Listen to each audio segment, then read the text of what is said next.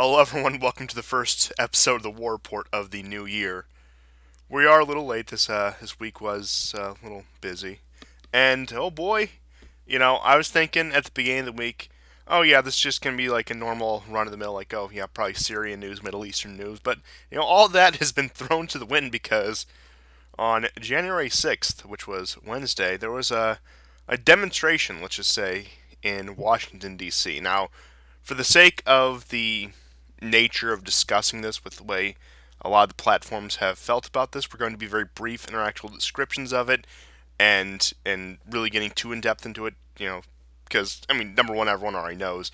Number two, kind of have to walk on eggshells with the topic. So what happened was, of course, January 6th was the day Congress was supposed to certify the presidential election results after the Electoral College voted on December 14th. And this was supposed to be Trump's final push where through congressional procedures and the vice president, they were supposed to cast out the ballots that didn't meet their standards or whatever. Again, this entire legal battle that's been going on since even before the election. So that, of course, did not come to fruition. In fact, like one of them was being deliberated, and that led to demonstrations in the Capitol outside of the legislative building, Capitol Hill, and eventually the people, the pro-Trump people, eventually made their way into the building, and of course, what the media would have you believe is absolute chaos ensued. But if you ask me, this is one of the lamest coup attempts ever with how kind of nonchalantly they just waltzed in and everything, and it was just I mean, there's not really any other words for it. So that's pretty much what happened. Of course, the media would have you believe, and we would never doubt the media. This we trust one of our most respected institutions in this country. So they would have you believe this was a very violent insurrection that you would see in Baghdad or Damascus or Minsk. I wonder what all those things have in common.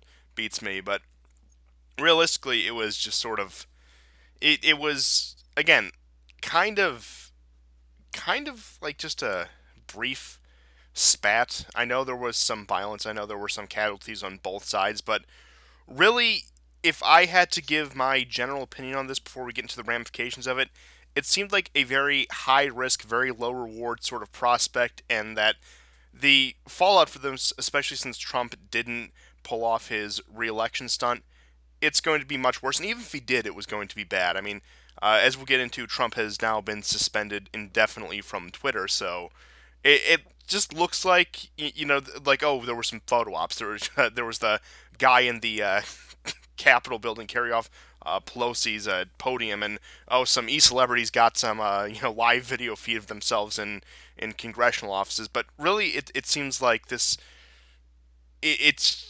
like a lot of people. What I will say in conclusion about this, a lot of people thought like, oh, this is great. This is the next uprising, and frankly, I don't really care either way. I don't really have much sympathy for what happened. Again, I don't think it's great or terrible, but all I can really say is this looks like the death throes of the country. Well, I mean, the country nearly fell. Of course, thank you, Mike Pence, for saving the day. We owe you a Yeah. great debt of gratitude, and you know what? I'll unironically say that if Mike Pence lives up to his reputation, but after the events of the past few days, I don't think that's going to happen ever. Which I think that's the biggest heartbreak for me out of all of this, that Electric Pence did not live to the name. Yeah, you know, the best descriptor was by Ben Sexsmith. This looks like a reenactment of the Bastille by the cast of National Lampoon's Animal House. I thought that was brilliant. That was a wild tweet, and it really flew off. But it was very apt. In some ways, it reflects where America is at, and I think the libs and the lefties that are most upset by this, they're not afraid. They're actually offended because of the optics. Um, what this was the desecration of their temple. but they would have had probably maybe more respect and fear if it had been more bloody, if um, let's say more priceless artifacts such as paintings and sculptures had been torn down, or Or even if there uh, was some haranguing, because you'll recall, like what a lot of people point out, hypocrisy's been the favorite argument of the right on this, which I think is frankly ineffective. My personal opinion aside, like they did this during the Kavanaugh hearings, where they like went in and yelled at the senators voting on it. Like I think even if they would have done that, the fallout would pretty have been sure. less. But I think actually, of course, I would never encourage violence for anyone listening out there. But I think actually the lack of action made it worse for them.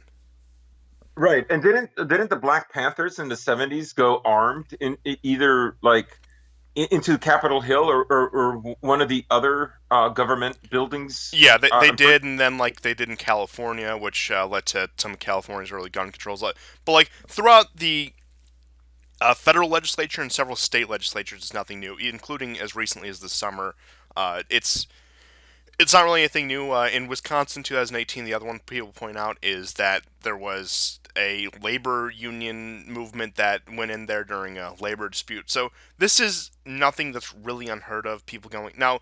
When these things usually happen, it is when Congress is in session, which they technically were right now, but I think they were actually adjourned at that point. But it was a day when they would be in session, and it's usually for people to go in there and like just tell the politicians off so they can feel better about themselves in the political movement. But uh, yeah, so like this isn't as unprecedented as a lot of people would have you believe. Yeah. I also find it striking, what wasn't damaged and what was damaged in itself was a message of not only where the protesters were at, ideologically speaking, uh, but where the country is at. And what I mean by this is basically like their desecration is, the fact that it is the way they looked, but nothing like in some ways the Capitol building itself, represents basically the left, the libs. It's their sacred hall. Now, the the protesters themselves also more or less looked at the same objects, inside this sacred hall with similar reverence, albeit, the cabinet with female history and American politics was broken, but it's Horrible understandable. loss, horrible. That's unforgivable. So, you know, Pelosi's laptop apparently was taken. So that, I think, it, you know, defines very well where the country is split, right? Culturally, that's where the country is split. They didn't desecrate any paintings of, say, Washington or Jefferson or Adams or whomever, Lincoln, nothing. None of that sort of thing happened, right? So it wasn't like um, a rejection of America completely, right? It was what was taken was selective and represents in their minds which part of America is against. So that's why Pelosi's laptop, for instance, was stolen. But not this wasn't like I mean there's just no comparison. The fact is that I don't think the world has ever seen a quote unquote coup attempt quite like this one. And I think and that's what made it so hilarious, right? It was such a reflection of America. Let's say it's nihilism, it's laziness, um, it's division. It kind of summed up everything that is happening now. Um, so I think in many ways, on a subconscious level, the libs are kind of, like I said, they're not afraid. They're offended, Yeah, it's right? disdain and disgust rather than fear. Right. It's disdain and disgust. They're trying to make it um, about fear, because they know disdain and disgust would reveal them, right? Like basically the way they look at these protesters are like homeless bums have invaded their mansion. And as I've always said, Trump's election, like one of the reasons why it drove them insane wasn't because they were afraid for their lives or that there was going to be a fascist takeover. Um, nothing of the sort. Or like a Handmaid's Tale reality would descend in America. Like they were never afraid of that. Uh, Fear was used as a shield for disgust, right? And Trump, they were disgusted by Trump because, and we'll get into this, because this represents the diminishment of American power and American prestige. That's what hurt them the Yeah, and most. you'll see this is a common theme with Trump throughout his entire presidency and even his candidacy, where he is ultimately an avatar for whatever he needs to be to whoever he is. Now, if you're a mainstream conservative, he's the greatest president since Ronald Reagan. If you're a libertarian, he's the torchbearer for Ron Paul. If you're a paleoconservative, it's like, oh, he's just like Pat Buchanan. If you're a left, it's of course orange Blumfler or whatever. It's the point where like he is whatever you need him to be, which is why he's either so universally loved or reviled depending on who you talk to and what circles you're in what part of the country and what social settings. Because I mean, I think we've both done it. I think we've both projected Trump, this image onto Trump. I think literally everyone has, even more so than other presidents, because really he's sort of in just an ideological vacuum. Now he had his boilerplate talking points about like oh, drain the swamp, America first, that kind of stuff. But again, like those are just political slogans. Every politician has those. But I think it's the fact that he was such an anomaly coming into power, just with his background and his social status, that people were just willing to throw whatever they wanted onto him, whether they loved him or hated him. And I've also noticed, especially now, but throughout the Trump presidency, this referring to the democratic system and the American government in religious terms. Like, you had they desecrated our temple of democracy, as it were. And you've also had them talking about how Trump like defiles the office like it's like some sacred position, like he's like he's supposed to be the Pope or something. And it's it's really revealing, because I think a lot of people in our circles realize that there is this sort of secular religion around liberalism and democracy, but the fact that somebody violated the norms really brought that to the forefront, to the point where they didn't even try to hide it anymore. Now, of course, a more secularized American populace also tolerates that, because I think even look, the American civic religion has always been strong, even when America was still pretty strongly Christian. And again, that plays into sort of the tapestry of different American religions. There's really never been a religious majority beyond just generally uh, Christian. But again, I still think the sort of rhetoric they used probably wouldn't have been tolerated even just a decade ago. It probably would have been called blasphemous sacrilege, which, in my personal opinion, it absolutely was. But that's aside the point. Right. And, the other thing we should mention is that in the trajectory of civilizations, when they enter the sort of their winter, a kind of, you know, de-divinized or a kind of atheistic substitute for their religion is adopted.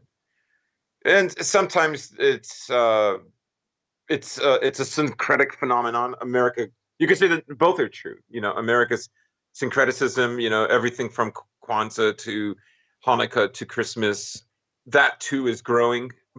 But basically, what it underlies is a kind of lack of belief in anything. And the civic religion now has become, in its place, the dominant religion of America. That's where its faith is, because essentially the other aspect of an aging civilization is the rise of a managerial class. The civilization gets ever more complex. The amount of large cities grows ever more, and uh, a highly specialized and managerial class is developed in order to deal with that. And you can see why their religion is so important to them. So that's one of the things that happened. But I think the other also is the way this has been viewed by all the other allies of the US and countries with which the US has very strong ties. I mean, they are, in a sense, beside themselves. Many of them are as shocked as the libs are because of this like tremendous desecration. Because in a way, like these protesters were far more effective by treating it as a mockery than treating it as a threat. That is really what wounds them.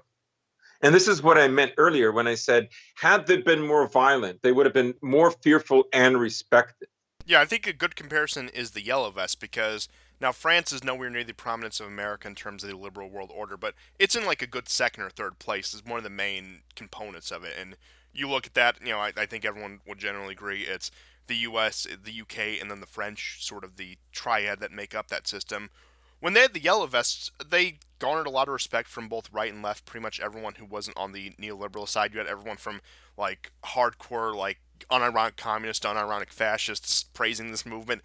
And they did act like their system was a threat. And I'm not saying it wasn't, but they went after banks, they went after government buildings. They really, it looked like a genuine revolution. Whereas, eventually there were crackdowns, and with COVID, that got shut down. And there were some general concessions, but just the, again, nonchalant manner, and as you said, almost the mocking manner that these movements treated it with was sort of again it hit them where it hurt because it showed that because in my opinion at least the yellow vests show that they take the system or politics at least seriously in some capacity to the point where they want genuine change, whereas I wouldn't even necessarily use the word nihilistic to describe these most recent ones, but again it doesn't seem like there's a broader idea beyond again giving a middle finger to the current political establishment and not really having any ideas of your own beyond hey, Trump is great. Right. Well, there never was a leader, right? MAGA as a brand was already started before Trump was even elected.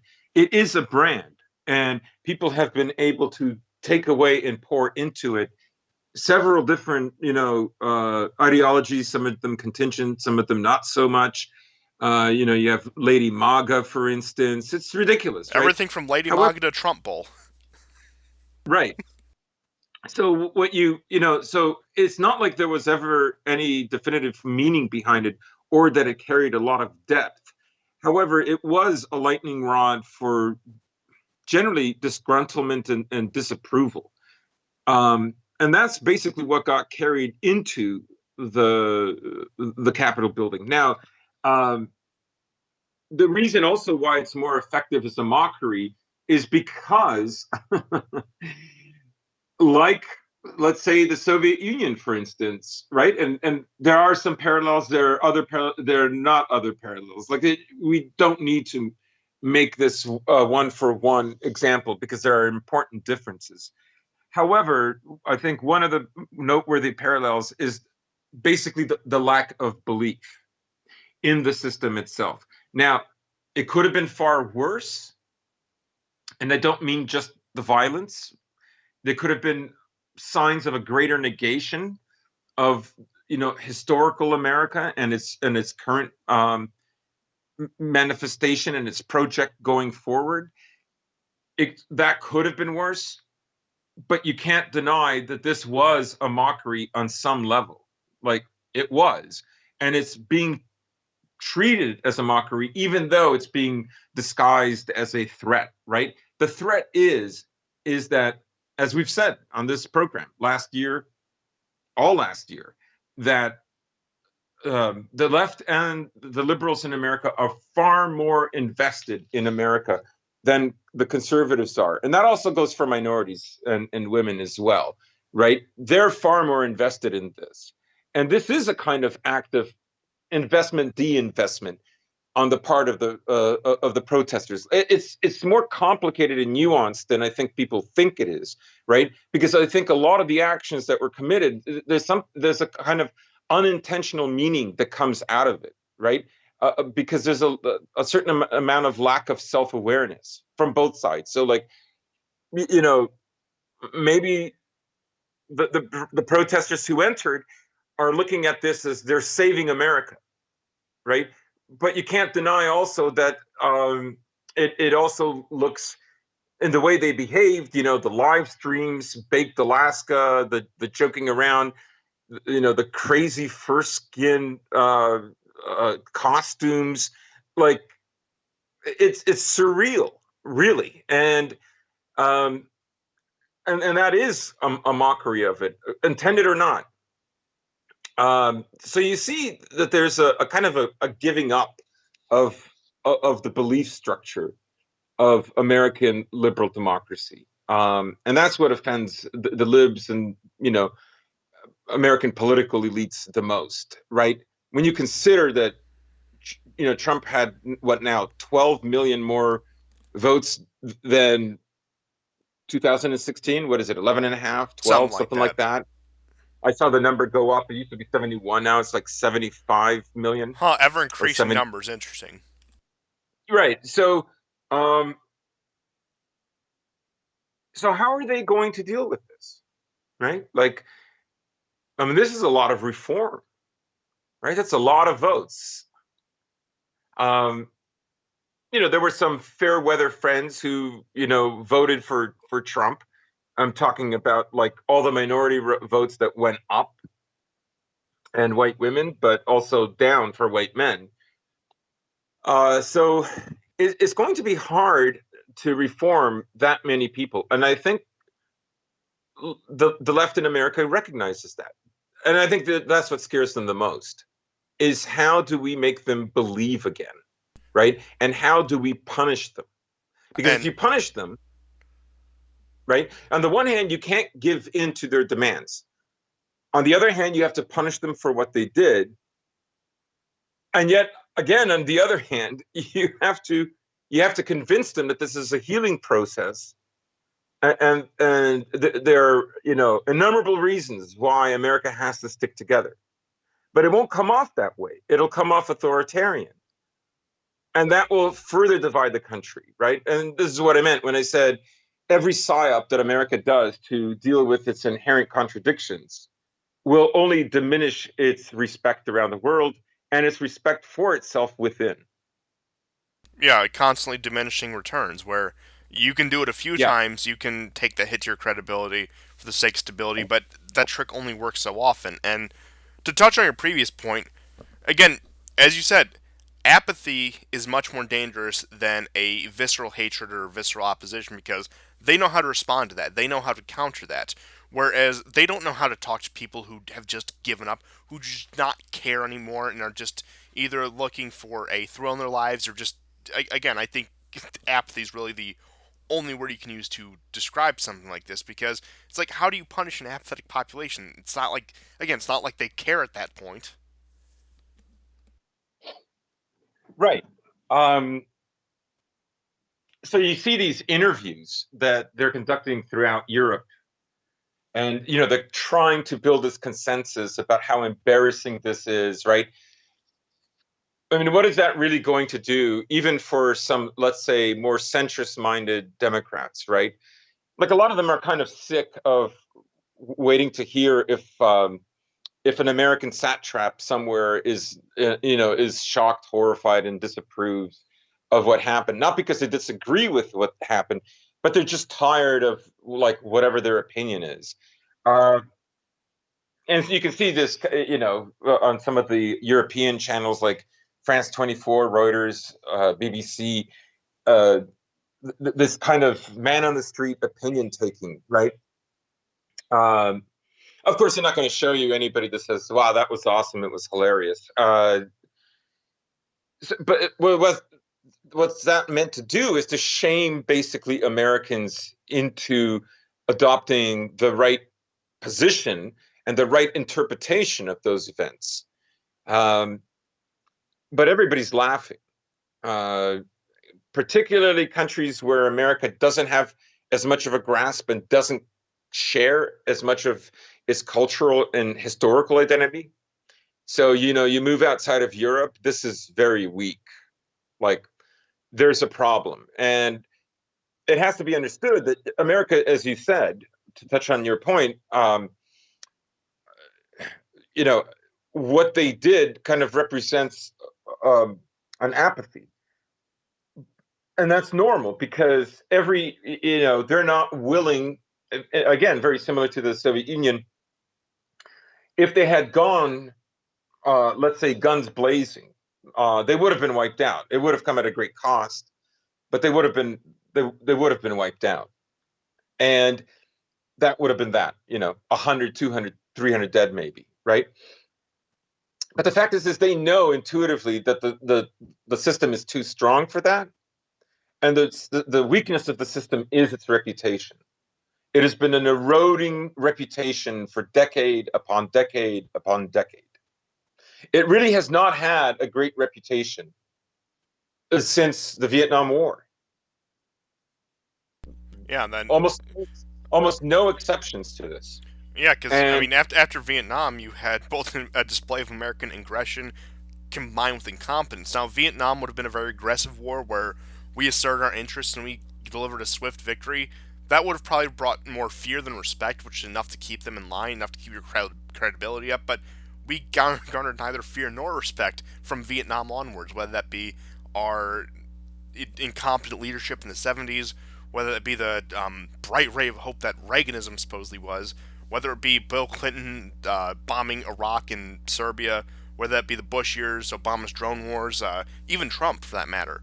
And again, neither have shown competence or respectability, and you need either one because, like I said, you can control a global order, an empire, if you will, through fear, but that fear actually has to be genuine to the point where you could back it up. Where it's like, and at that point, it's like, yeah, they're mad, they may invade us, but look at all their other invasions turned out. So just to further your point there. yeah, yeah. And you could also make the argument, well, based on the videos, you could rightly say that many of them were let in, or the decision to let them in after some resistance had had been made. Um, but I think everybody knows in America, anybody with like an IQ over 90 understands that these events are also traps, right? That you're going to go to jail. You're going to pay for this. And when you look at also, the people involved, like the woman who was killed, she's a Air Force vet. There were some other people that have been arrested, lawyers, well decorated military veterans, several of them from the Air Force.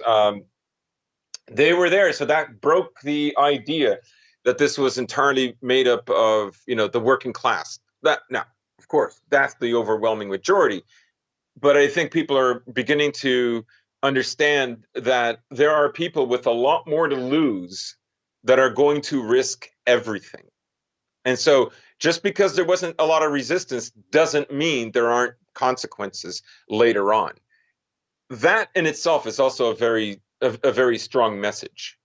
Um, so I would say that one out of every three, maybe 40% of Americans literally have no faith right now in America. And as the gauntlet starts to enact its blows, as things come down hard, that's going to increase for many, and it will certainly convince many even more so than were maybe only partly convinced prior.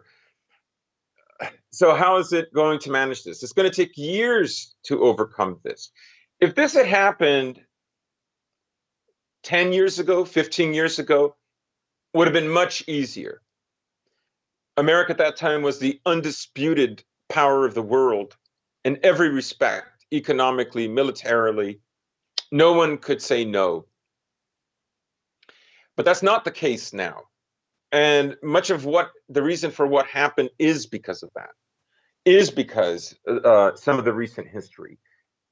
And again, other psyops, the psyops involving Al Qaeda, psyops involving ISIS. All of these have blown back, and all of them have caused a diminishment of respect, both within America and outside of America. To the point now, people who still support America in a really strong way, they're either really strong ideologues or they're incredibly pragmatic. Their country Literally, their country's survival literally depends on America's existence. And more specifically, depending on which administration is in. Yes. So, Shall I pull up the maps again? We're pulling up the maps again. Yep. Get a look at those maps again. The one on the right side is under Trump presidency. The one on the left side is under Biden. Which, you know what, for that sake, we'll turn off one of those maps and we'll have the singular map now. And yeah, look at all those countries that are dark blue that want to increase U.S. security ties. All of those. That's everyone from Ireland to Greece to Finland to the Baltic states. All of them. yeah, right, right. So, um, America would be happy to spend the money. I think that's going to be one of the demarcations between Trump and whoever else is going to replace Trump is to lay off the pressure on NATO allies from spending. And I mean, it's kind of hilarious because economically, America is in a much worse situation than it was 4 years ago. So it'll have to fork over even more money. So its debt will have to increase even further. And that's what I mean when I say like time is running out. It's not just a lack of respect. There isn't going to be enough time to reform all these people. There isn't going to be enough time to change the situation and many of the geopolitical hotspots like the South China Sea, Syria, uh, Iraq, Libya. It's America has so much on its plate right now, and I believe that there is going to be more failures under the Biden administration. Primarily because Trump acted as a kind of wrench into the machine. Yeah, and Uh, Trump's passive quote unquote failures, where he just chooses not to act in Syria or not to act in some of these foreign fields, is going to look a lot worse than Biden trying and failing. When, for example, Biden decides to increase involvement in Syria, which he almost certainly will. Israel did bomb Syria during all of this chaos on Wednesday and on Thursday as well. So, let that and sink in. a huge attack, 20 Syrian soldiers. They have reestablished themselves in the Hama Desert. Like that is what it is, and they've been better financed ever since Trump has lost the election. Yeah. Uh, And again, that also depends on how's Turkey and going to act. What's the Biden administration dynamic with Turkey going to be? Is it going to be a pro-Turkish administration? Are they going to crack down on them? And again, that creates the contradiction. Turkey, the Kurds, all these various conflicts. What are you willing to sacrifice and what are you willing to gain to the point where, Trump being passive about this, it's like, oh, he's doing nothing, he's so inactive, blah, blah, blah, blah, blah. But once Biden has to start picking and choosing horses to bet on, it's going to be a much, much more painful loss. yeah, I think for me the number one fear is this. At the moment that the country, like, it's foreseeable that America is going to be far more divided in the next 6 months than it had been prior, even though for many that's unimaginable. But it will be the case. And what I worry Build back about better, am I is, right? yeah. So um, I think they're going to need like a catalyzing event that builds an unquestionable consensus. To do that, it would have to involve, I think, a war or some kind of a stand down showdown. Part of the Biden administration is about not only revenge on Trump supporters, it's also going to be about revenge on Russia.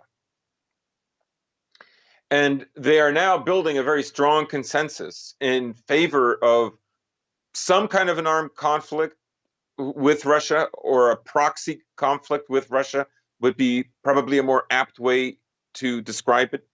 So we're already seeing signs of Syrian ISIS members being better armed. Um, this is when I think that Biden will probably bite the bullet and accept Erdogan, and Erdogan will ask for some kind of a deal where they lay off sanctions for the S-400s on the condition that the Turks work with America in order to oust Assad and to oust the Russians out of Syria. Because just as important as ousting Assad is to prevent the Russians from having a port in the Mediterranean. Yeah, and then on top of all Is that, the Iranian presence on Israel's border is another concern of theirs. And again, Biden's administration's response to Iran is probably going to be one of the most convoluted, contradictory things we've seen in decades.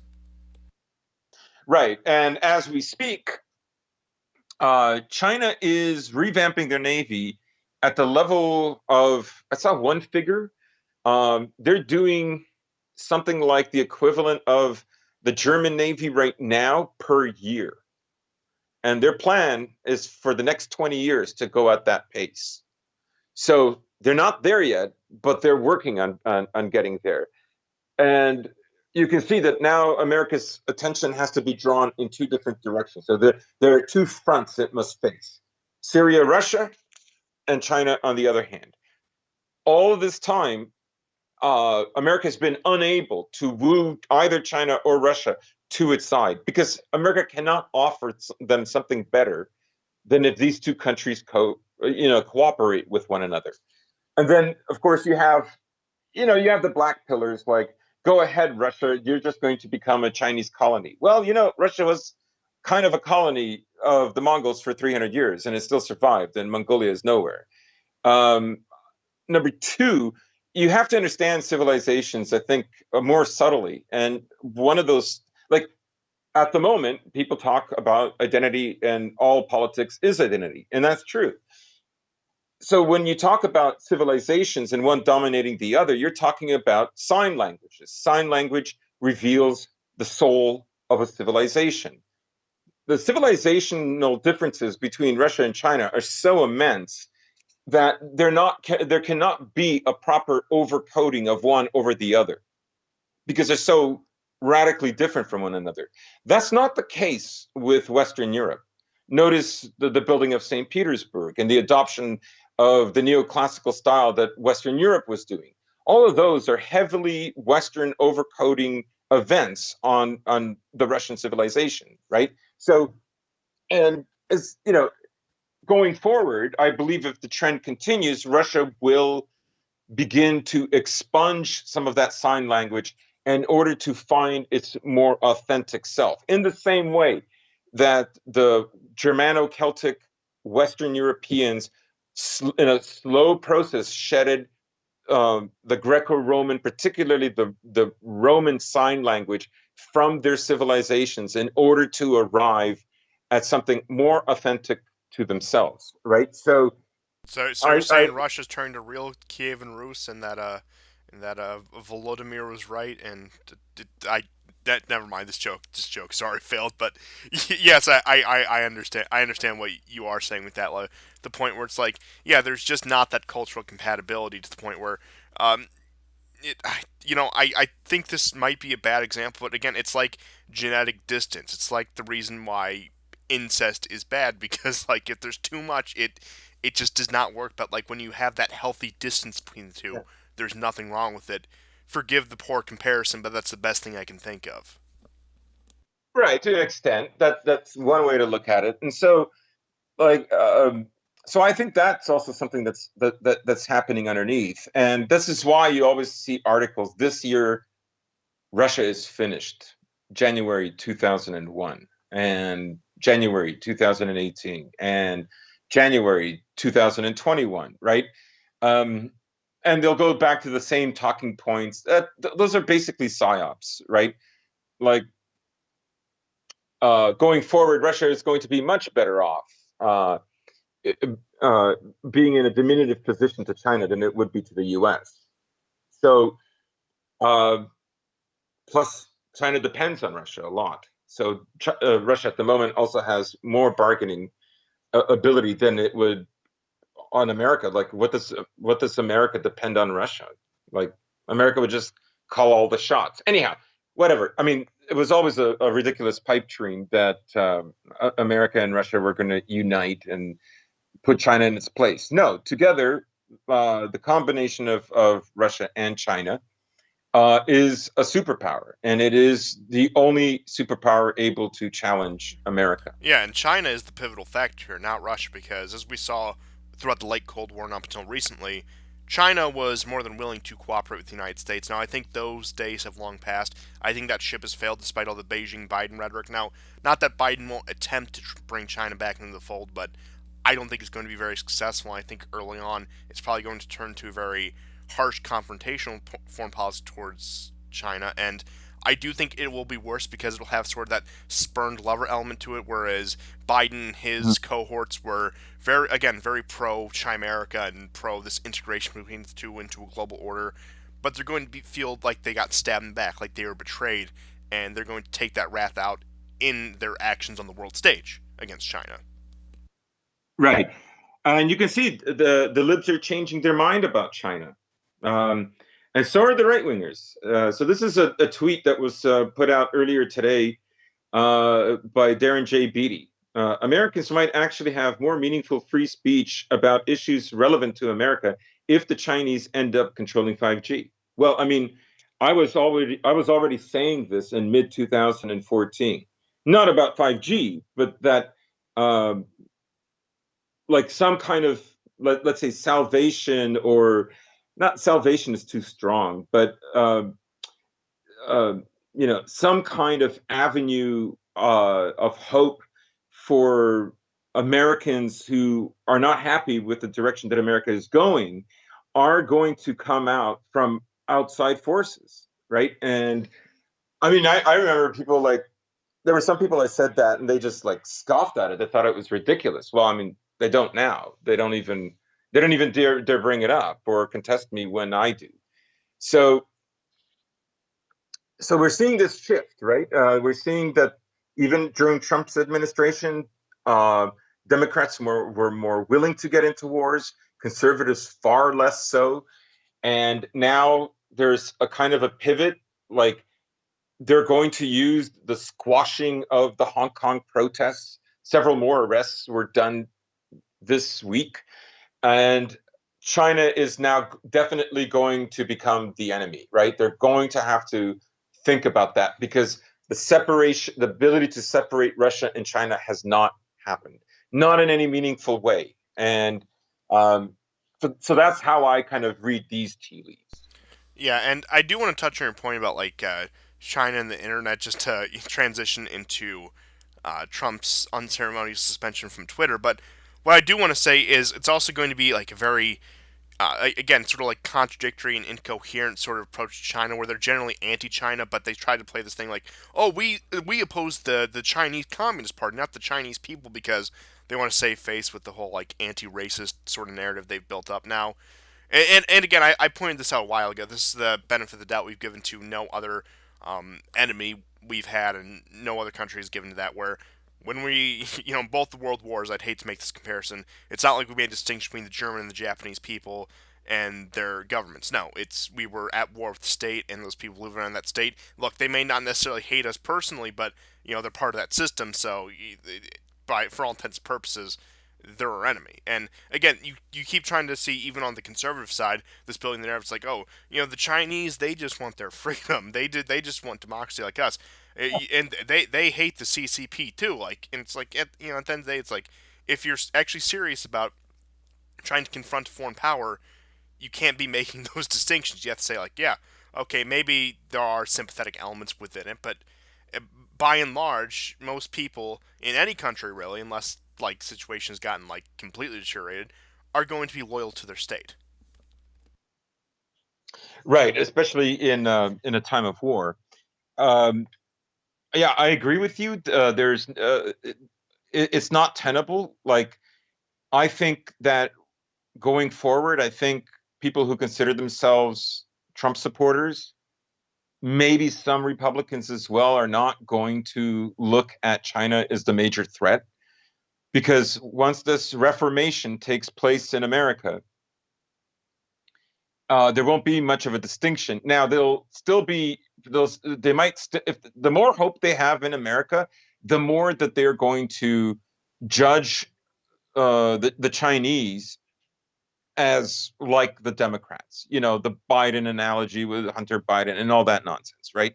I'm not saying that there weren't connections. There are, obviously, right? Feinstein and so on, and Pelosi. But what I'm saying is um, I don't think they will care anymore. Yeah, Uh, there's a general turning inward, especially as the right wing has realized very bitterly now. I always kind of knew this, and I think most people on the right did, but it is something seeing it in action that the right wing in America and in the Western world at large has zero institutional power, and that was put on display this week. yes, yeah, they understand that now, and I believe that the Biden administration, if it wants to get tougher on China,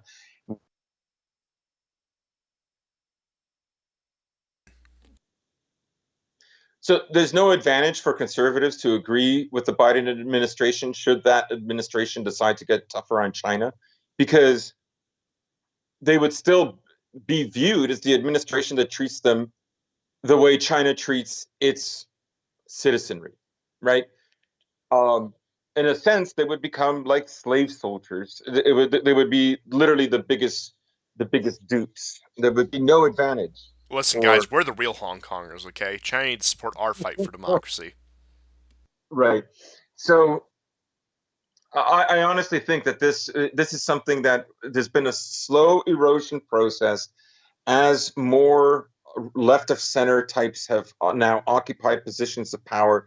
We've already discussed this. You know, Trump's mandate to legalize gay marriage throughout the world. It's just going to keep going in that direction. But that's not so. That's going to alienate basically right wing Americans from supporting American geopolitics, right? What are you going to reward them with if you get them on your side on this one issue? Are you going to give them more free speech? No. Are you going to give them tax cuts? No. Are you going to maybe exclude them from critical race theory? No, none of that will happen. You'll just be expected to, and that will bring about tremendous resentment. So that's an avenue that that's going to be very interesting. Should America go down it? Now, moving on. I have mentioned before this week, but I do believe it needs a proper ceremonious introduction. We lost what can only be considered the modern Library of Alexandria, burned down by Jack Dorsey himself.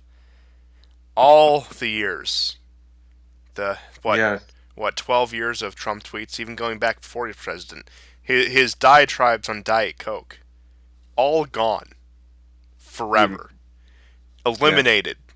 truth in the rain. It is a travesty. Frankly, maybe the best part about him being president is the fact that this was all archived and for historical reasons does have to be archived. So maybe that made electing Trump all worth it because it is gone, all of it.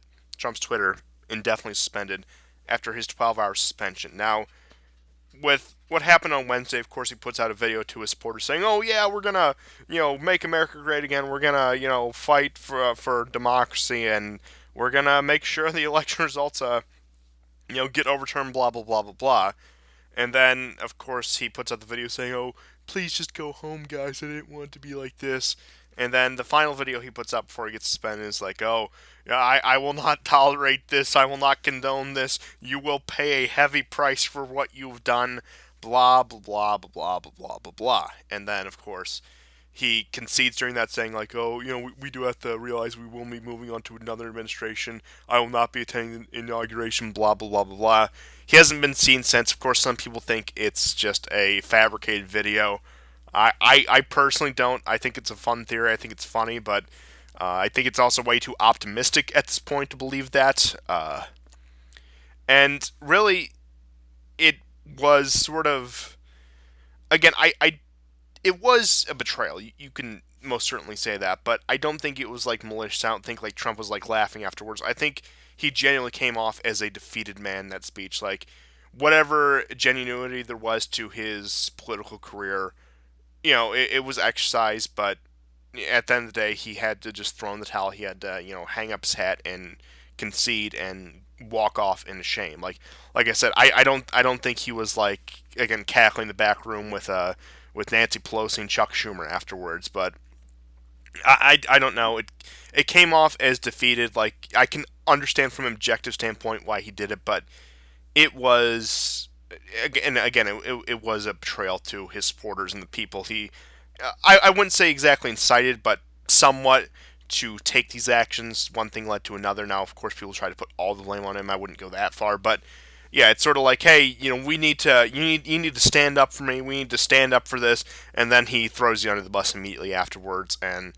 walks off in shame. And he hasn't made a public appearance since, which I don't blame him. Now, of course, the wilder theories go to like, oh, is he still in the country? Has he resigned yet? Is Mike Pence actually president? He's still alive. Blah blah blah blah blah. But I don't know. It was just sort of the most appropriate finale for this saga, if you will.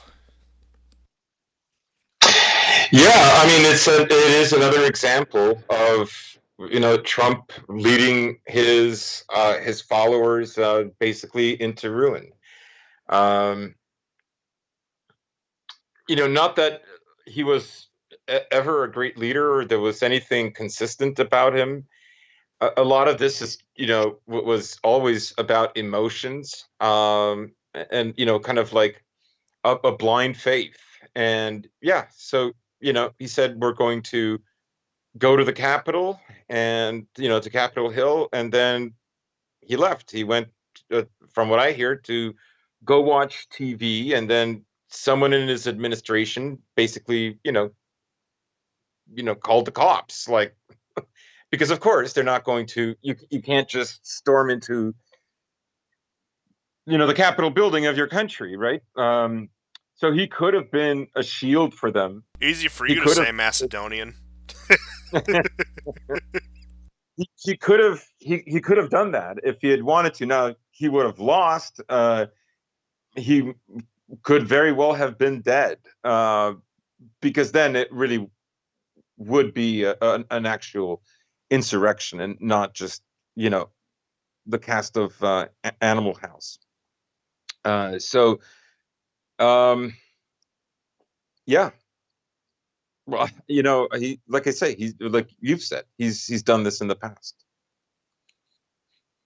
Yeah, and somebody once said, well, several people have said that this was the Charlottesville for the boomer right, and I'm inclined to agree. We're probably gonna, again, just because of the nature of these things, like with these mass movements, it's hard to get everyone involved, especially with COVID and especially with these sort of events. A lot of people were just covering their faces. I mean, I think in that crowd is probably more for the anonymity of it, which like, yeah, if you're gonna do something that high risk, like you're probably gonna hide your identity. But sort of like the celebrities who live streamed it.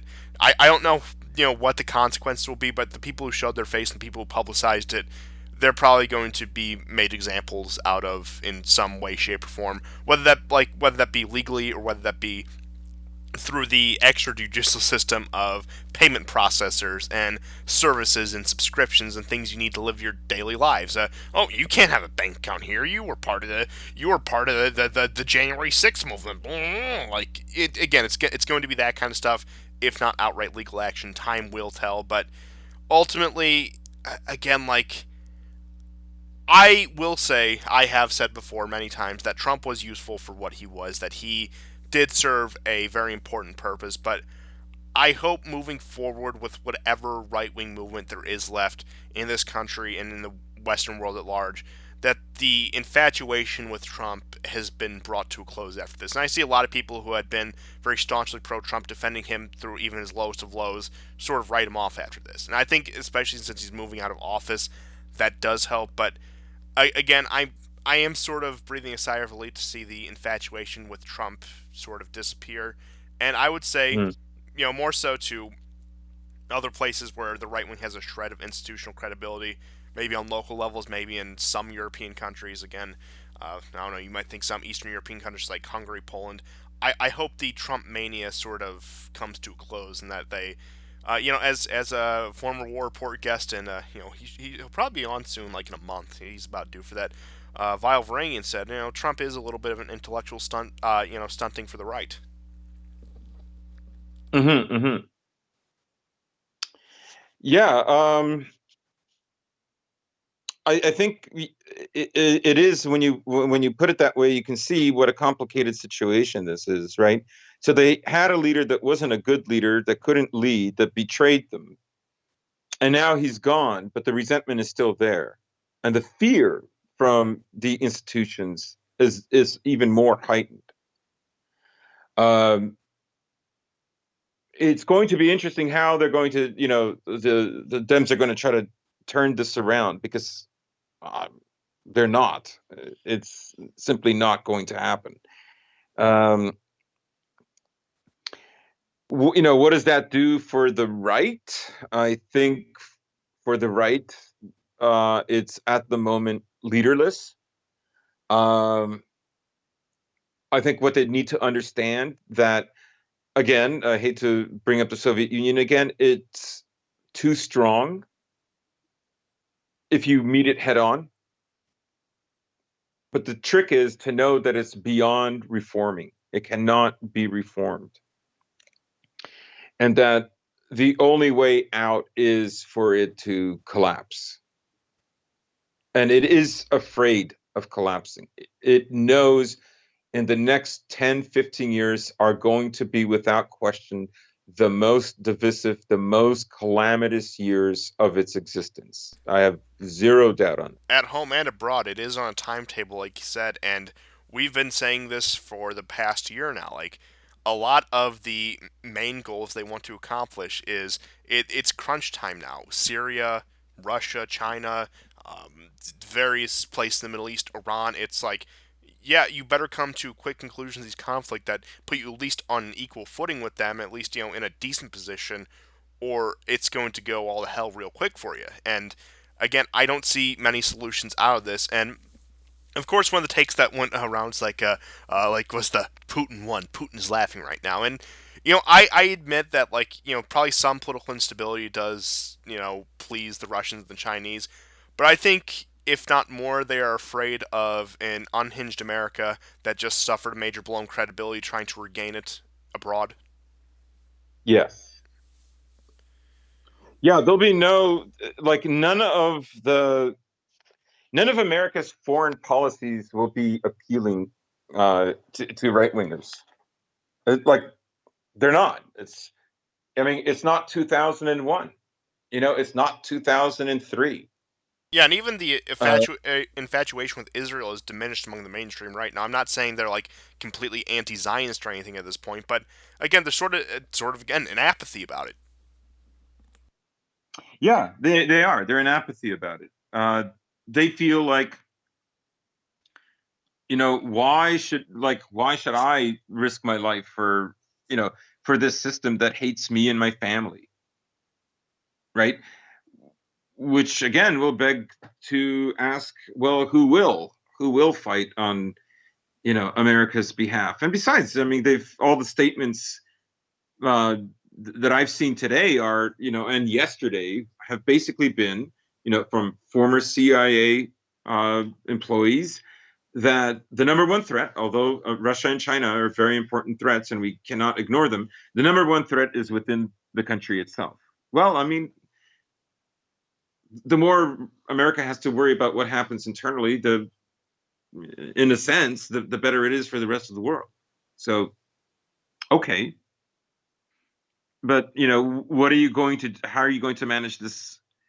Um, how are you going to manage your empire abroad? Yeah, like if you can't even keep the home base in order, why do you expect any of these, like Egypt, some of these pivotal countries, Egypt, Turkey, etc., the ones who could sway back and forth to fall in line? And again, both very valuable allies from the perspective of the American empire, and even some of these other European countries. Like, I've been joking, it's really Macron's time to shine to be the so-called leader of the free world if he wants it. And he kind of put out his condemnation saying, "Oh, the free democratic nations, the world can't behave this way, blah blah blah blah blah." But now is really the time of these sort of secondary powers, they will maybe coalesce, same way Russia and China have coalesced, into saying that, hey, we need to stand together for our own bloc and we need to uh, pick up where the United States is lacking. So we could see a sort of Franco-German coalition, or I don't know, English-French coalition, if you will.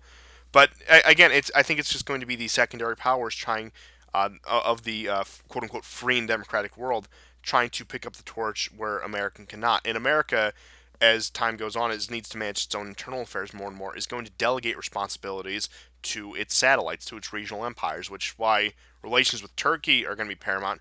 Japan, I would say, with its current direction, some of the deals it's been making with China, is sort of going to become a Turkey of East Asia, where it can pivot back and forth between them.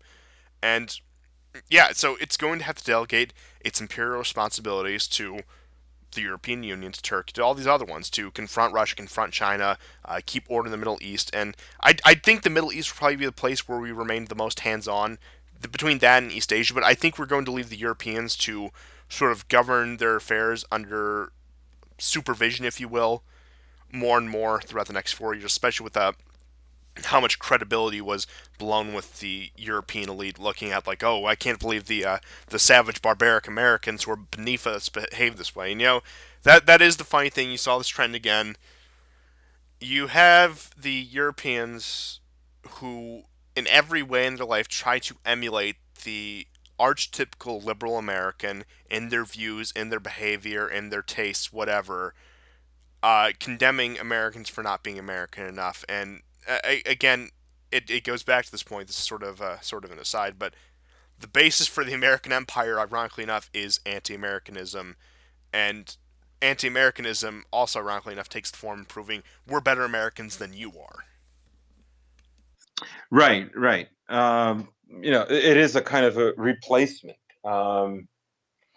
because the tension, of course, is between America as a country and America as an empire. Um, that's where the tension is. You have all these dependents on America, right? So they full well know what their politicians have had to adopt in order to stay in the good graces and and that's compliance, right? You get the freedom of consent, um, because you lost that during World War II. So that has built a certain kind of public opinion there, right? And in a way, it's easy for those countries because one, they don't need a military budget.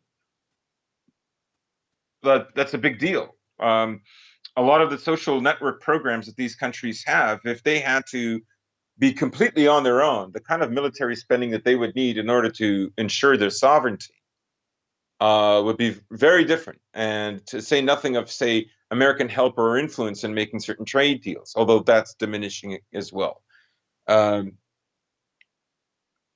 yeah.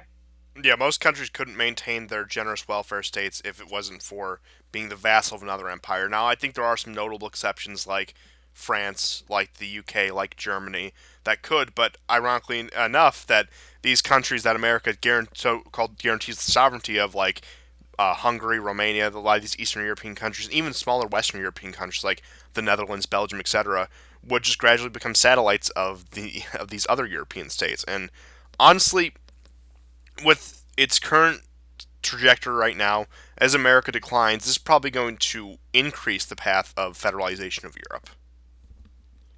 Yeah. I think that's also another unintended consequence, but it is what it is. Yeah, and I do think that somehow out of all of this, the European Union might have just found its saving grace after Brexit and after COVID, after the migrant crisis, all these other crises that's botched to the point where, as America declines, America see because the dynamic in Europe for sort of these secondary and tertiary countries is we can align ourselves with Russia and or China, we can align ourselves with the elites in Brussels, which we're doing right now, or we can be solidly reliant on the Americans. And Hmm. you all of a sudden take one player out of that, as America will delegate more responsibility to Europe. A lot of these countries, just because the structure they are, they will not turn eastward. Notable exceptions like Hungary, like some of these other Eastern European countries, but countries like Poland, for example, I think Poland is in for some rough times. I don't think their traditional conservative government is going to fare well without their American guarantors. Uh, with their American guarantors handing them over to Europe, unless the European Union is politically savvy enough to realize you need a conservative bastion in Poland if you want them to be on the front line against Russia. So they may be able to milk Berlin, Brussels for that, but we'll see how that goes. But it is ironic that a lot of these countries that were Eurosceptic are probably going to meet the process of federalization because their Euroscepticism was based solely on American hegemony rather than playing in a multipolar world. Hmm. And I think we'll see that. I mean, I'm really curious how the British are going to come out of this. Like there is the possibility. I'm not saying I think it's going to happen that they sort of regain some relevance in the Anglosphere with the state of America. With their relations with Canada, Australia, etc., New Zealand. But again, it's not like Boris Johnson's popular among them. Maybe they'll get some center left labor leader who sort of makes that coalition. But again, the ultimate point I'm getting at is America is going to be simultaneously delegating responsibilities, but the places where it keeps direct involvement, it's going to become more and more aggressive and unhinged. Think the Middle East, think East Asia. And we're in for an interesting time. My biggest fear out of all of this, and this is a point you actually think I made like back in 2018, that like if America does really start to have a sharp decline over the next decade, I wouldn't be surprised if they threaten or outright use like small yield nuclear weapons in conflicts. Yeah, I mean, you can see why, like, if America goes to war, its ability to clamp down on internal opposition will be strengthened because they'll be looked at as traitors and as enemy combatants within their own borders, Yeah, hit them with right? the Espionage and Sedition Act because we're in a state of war, and I mean Yeah. we've done it like, of course, in World War I, and World War II would be much more major than any Middle East intervention, including just like Iran. But I look at the way they treat the Vietnam protesters, and that wasn't like a full like state of war, like everyone in the nation needs to be involved. Now, granted, there was conscription, there was the draft and everything, but still, the ease they were able to crack down on anti-Vietnam protests, they could just as easily do that. And of course, they got a lot of other people they didn't. They a lot of other undesirables in the Vietnam protests, such as the hippie movement, etc. Not defending the hippie movement or anything, but that's what they did do to them. Mm. But yeah, I mean that's the thing. It's like I think the desire, the will for war is definitely there, but I think the one saving grace we have in that regard is that just the reality on the ground makes it almost impossible because that move for a solidifying unity could just as easily backfire into complete disarray to the point where, I mean, of course, if they if they do what they always do to start a war, some ship meets an untimely end. Well, they blame it on Iran, they blame it on Syria, they blame it on whoever. Half the country's going to believe it's a false flag, especially on the right wing. The Biden administration will have no credibility with the right wing. You have, I don't know, who's Biden's defense secretary? I know Anthony Blinken's the Secretary of State. You think people are going to trust, like, especially a lot of like the MAGA boomers are going to trust, like, oh, this globalist Soros puppet put in there by Biden, and he's going to tell you, oh, X, Y, or Z attacked us with X, Y, or Z. And again, a lot of these people, just because of the partisanship, aren't going to believe it. A lot of people on our side aren't going to believe it. And really, the only people who are going to believe it are Democratic Party loyalists. Hey, yeah. And that's a risk too. Like, it's a risk to go to war when your country is divided Yeah, it's either going to have the because you greatest don't. payoff or greatest like loss you could have. Right. Now that did, in America's past, yeah, that did work wonders on, let's say, right wing movements, or let's say Nazi movements, or sympathetic to the German cause during World War II, and even to a lesser extent World War One. But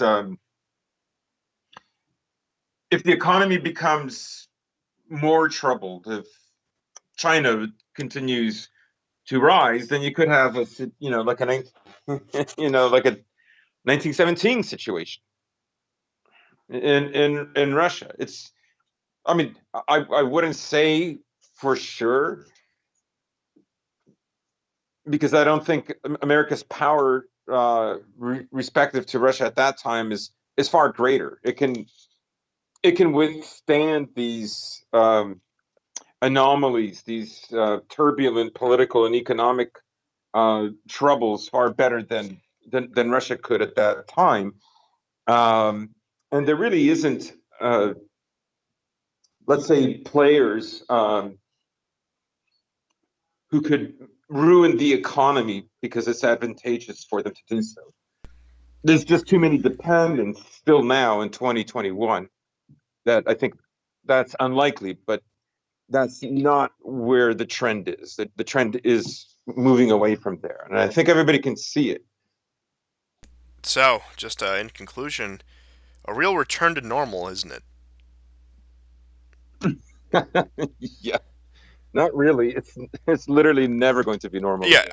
I mean, And we're not even talking about you know what. yeah, but it is funny that the week of the election, the day Biden was declared the presumptive winner, it was build back better. We're gonna return back to normal. It's gonna be great. And it's gonna be just like under Obama, and it's everything's going to be normal again. And then it just got progressively worse for them, and worse for them, Yeah, and we're and in a roundabout way also worse for all of us because of course they will take it out on us first and foremost. But yeah. I mean we were pointing this out back in what October November that yeah there's not going to be a return to normal.